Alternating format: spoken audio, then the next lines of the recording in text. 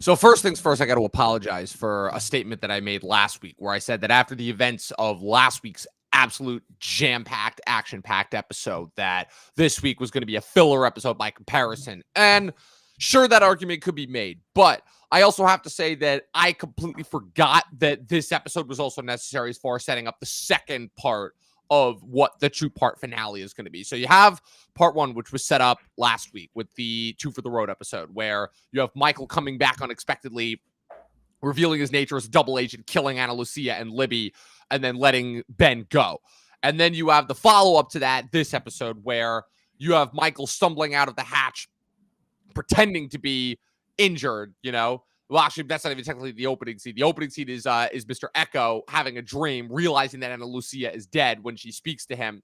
And, the first of a couple of dream visitors that he has telling him what he needs to do. And it's also setting us up for Eko and Locke and Locke's kind of loss of faith in the hatch. And this episode seemingly confirmed that. So first things first, what do you think as far as Locke's kind of loss of faith that's been occurring throughout the last couple of episodes since lockdown, independent of the whole Ben Linus thing, because you have the lockdown thing where he loses the ability to walk once again. Then you've got Ben basically telling him, oh, you're it, John. You're the one, and he, of course, doesn't believe him because right now he's like, oh, Ben's one of the others. We can't trust them, So before we get into the actual episode, what do you think of that, of Locke's specific thing that he's going through right now? Yeah, I think it's part of what I've cracked why Lost works as well as it does, because it's made up of reactive and proactive characters, and characters take turns being the proactive or the reactive. Jack's probably the most significant proactive character, always pushing the plot forward. In season 1, Locke was definitely a proactive character, trying to open the hatch and things. And now he's taking a step back. His loss of faith. He's a more reactive character. And this episode, Eko is the proactive character. He's taking Locke along on this journey to almost restore his faith. Also, that results in a even further loss of faith in the question mark hatch, as we might call it. But yeah, I think it all comes down to Ben Linus and his influence on Locke. Locke thought he found this new purpose on this island. He gets the ability to walk again. He has this hatch. He has this mission with a button, and then he spends his time with Ben. But obviously he's been here much longer than Locke has, so he has this crisis of faith. And then this episode happens, and it all culminates. And I'm really excited to see how that goes forward, because now Eko, he's the one who's super into the faith of the island, as you will. So lots of character dynamics developing here. Even if it's like a slow down filler episode before the big finale, it's it's Lost. As you said, they wrote the book on filler. Yeah, and it still works, honestly. I gotta say, I was impressed, honestly, with how much I feel like kind of more invigorated I was in this episode than I was last episode. I guess because last episode was just so jam-packed and so action-packed, and then you have that ending sequence that gets tacked on top of it. And this episode, there's just as much happening. And again, it was just a matter that's the other thing too. Also, is that it may not necessarily be it's setting up the secondary plot line of what we're going to see in the season 2 finale. But I forgot how much importance this episode has as far as going forward, especially into season 3, especially with Eko taking over really the importance of the hatch, which Locke has been leading for the majority of this season.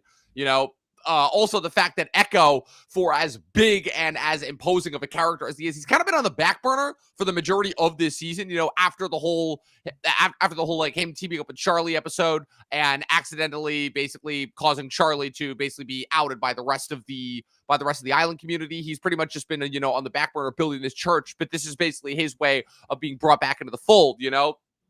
Where he's basically been building this church, and now all of a sudden he is receiving this these dream visitors, ultimately, first in the form of Ana Lucia and then in the form of his brother Yemi, where they're basically both telling him, okay, you have to take Locke to the question mark. He's not going to want to do it. He's losing his way, but he needs you in order to bring him, And Eko is such an interesting conundrum, because when we meet him, he's shown to be this character who did the things that he did for the right reasons, but ultimately kind of fell from the path. And in a way, just like Locke, this island was kind of a fresh start for him, a way for him to leave the sins of his past behind and become somebody completely new. And as you discover in his flashbacks as well, you see that he was kind of already on his way to that as well, where in a way you could make the argument that he's the first character off the island who was being made aware that, oh, there may be something more to this world than we originally thought,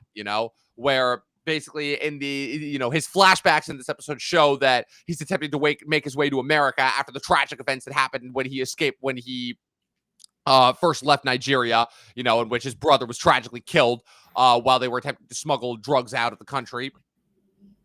So it shows that he's in Australia posing as a preacher. What's it called? When he receives an alert that, oh, there's a young girl. Well, first he's meeting with a guy who's forging documents for him in order to help him get to America. But then he receives an assignment from his Monsignor that they've received word that this girl has survived a drowning, essentially.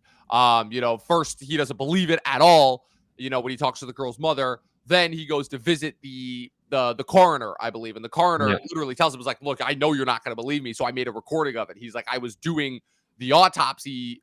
I was doing the autopsy in the middle of it. And when she all of a sudden woke up and started screaming, and he plays the recording, and it's very frightening. It's very Exorcist-like. But then he goes to visit the family.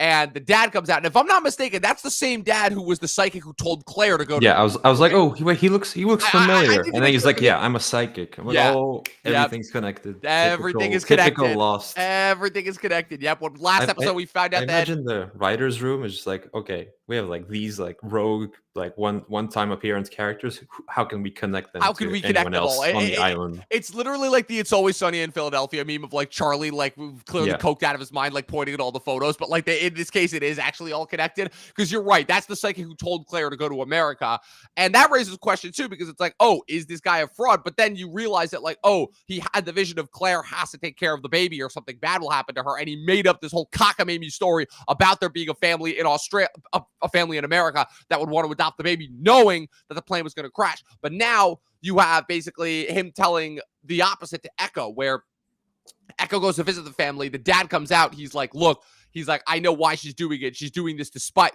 his wife is doing this despite me, because I make my living as a psychic. She's like, and he basically admits that he's full of shit. But my question is like, was he saying that just to get Eko to leave? Or was he saying that because he genuinely didn't believe that what happened with his daughter was a miracle? Or is he trying to like just keep it covered up? Yeah, that's a tough one, because as we can see, like at least at that part, we think, okay, so she did have the hypothermia or whatever, and she just like was in a coma type situation, and she just woke up. Like, okay, that seems plausible. But then later on in his last flashback sequence, we get she knows who his brother is. Like, oh, okay, is the island pushing outwards again, or is it like her dad got the information somehow that is his brother? So there's that aspect of it. So and again that echoes like, whoa, don't speak about my brother. Type situation. So it always keeps us guessing. Yep. As I would expect with Lost. I never expect a clear answer with the show. And you're never gonna get one. Like, anybody who's expecting to get a clear answer from the show is watching the wrong show. But yeah, it's, again, like I've said, Damon Lindelof, it's the number one thing that he is always obsessed with. And he wrote this episode specifically. Yes. It shows. It shows, because again, this is Lindelof's forte. This is what he loves doing. He loves exploring, moving past trauma through the voyeur of life and death, and exploring kind of the in-between phase of that. Like I said, in The Leftovers, they literally have entire episodes dedicated to the main character, Kevin, going to the land of the dead, or what we all think is the land of the dead. In season 6 of this show, famously, the very, very controversial side storyline that Lindelof has explained is basically his attempt to explore the in-between of life and death. You'll see what I mean when we get to the final season. This has always been something that he has been fascinated by. This is something that he has explored in every single show and every single property that he's ever done. To an extent, also Watchmen, but Watchmen's a little different because of the sci-fi superhero aspect. And so that ends up being Star Wars movie would have looked like. Oh my God, case. It would have probably been the greatest Star Wars movie ever made. If there was anybody who probably could have captured like the true meaning of the Force, like a Mortis movie, almost like the Mortis storyline from the Clone Wars arc, it would have been him. And it still kills me that we never got that, and probably never will. But hey, we still have Andor, so there's that. But anyway, so back to the island as well. That also brings us into the hatch storyline as well, because once it's revealed that the question mark that Locke and Eko were searching for is revealed to be the center question mark on the map that Locke saw. Literally a question mark. Literally a question mark, right? And obviously Locke is like, okay, how do you know what that is? You know, because he's like, I don't even know what that is. I mean, I have an idea of what it is. And then eventually it leads them back to the smuggler's plane. Locke, gives a little like comedic aside. It's like, oh, Boone. He's like, a necessary sacrifice for the island. And then Eko climbs to the cliff. You have a very fun inverse dream sequence where you think Eko's having another dream about his brother, but it's actually Locke. Locke is having a dream about himself as Eko seeing Yemi, so there's a little bit more island trickery there. Eko climbs up the cliff, sees that the whole area where the plane landed is the question mark, and then eventually they discover that is the center hatch. And like I said, now we're getting titles for the different hatches as well. Our main hatch that we've been at this entire season is the Swan. I forgot the name of the hatch where the others took Claire from maternity leave, and now this is the third hatch that I believe that we've been introduced to, the center hatch, also known as the Swan. And here is where, again, the audience is really tested as far as the validity of the hatch and what they're doing, because we get another Dharma video recording. I love the Dharma videos. They're the best. They're the best. Like, okay, this is what you're getting now. Now you're gonna have to wait another half season to get a little bit more. So. Francois Chow's so character. I have to absolutely lock into what they're saying, and you don't know if what they're saying is true. Like, is this the real psychological test? Yes, exactly. Just adding more to loss of ambiguity. Where essentially they watch another video from Francois Chow's character. I can't remember what his name is, but I'll be reminded of it at some point. Because that's the other problem too of why I never remember this guy's name, because this guy uses a fake name every time that he fucking makes a video recording explaining something. But he's basically like, okay, so you're going to be observing the other people in this hatch, which is revealed to be the Swan, the button hatch, and you're going to be recording everything that is in the journals, and you're going to be putting them in this air chute and sending them to some unknown location. And so you're like, okay, so it's either one of two things going on here. Either the button pushing has been a psychological test, or the people who are observing them, that's the psychological test, because this is also a bit the Community famously riffed on in its early days. I think it's like its fourth or fifth episode where the whole thing is, it's like they're, I don't know if you've seen this episode, but it's the one where they're doing the experiment where they're watching everybody in the one room waiting to see how long until they break down, and Troy and Chang caves immediately, and then Troy finally caves, and Abed stays the whole time to the point where he causes them, Annie and Duncan, to start breaking down and going nuts. I feel like that was riffing on this episode for sure, because literally I feel like Locke and Eko's reactions to just the discovery of this video end up, proving what, the different reactions were. Locke, all this does is verify to Locke that pushing the button is pointless, whereas to Eko is even more of a believer now, as far as like, look, this shows that what we've been doing is important, has purpose, and so if you've lost faith, then I will happily take over, essentially. So it's kind of showing like almost like the passing of the torch. Eko and Locke have almost been very connected since the first moment that they met, but now it's really like the essence has shifted from one to the other. Locke's faith has just been more shattered ultimately, and now he's like, everything that I've done in my worthless life has been for nothing ultimately.